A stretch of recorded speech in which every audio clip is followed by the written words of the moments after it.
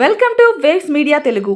పల్నాడు జిల్లా ఫిరంగిపురానికి చెందిన షేక్ మొహమ్మద్ జాఫర్ అలీ నస్రాపేటలోని ఈశ్వర్ చిట్ సంస్థ తనకు చెల్లించాల్సిన 21 లక్షలు 2.5 ఏళ్లుగా ఇవ్వటం లేదని జిల్లా ఎస్పీకి ఫిర్యాదు చేశారు.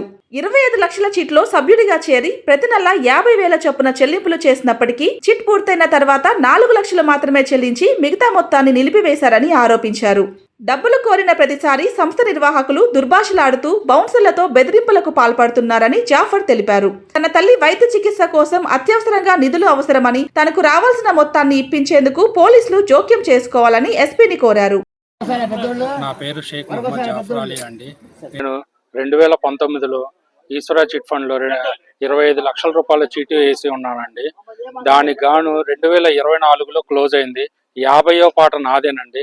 దానికి గాను నాకు ఎటువంటి డబ్బులు ఇవ్వకపోగా దౌర్జన్యం చేస్తున్న మీద కొట్టడానికి ప్రయత్నిస్తున్నారు.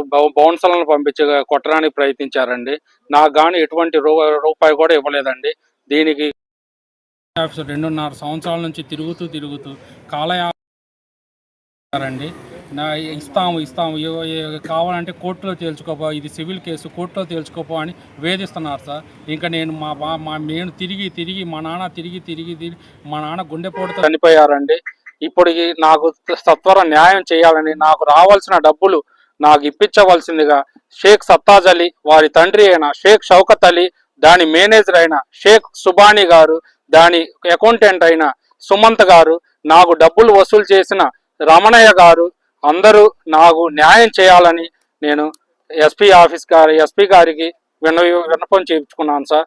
మీరు అందరూ మీడియా మిత్రులు అందరూ కలిసి నాకు అందరూ న్యాయం చేయవలసిందిగా కోరుతున్నాను సార్.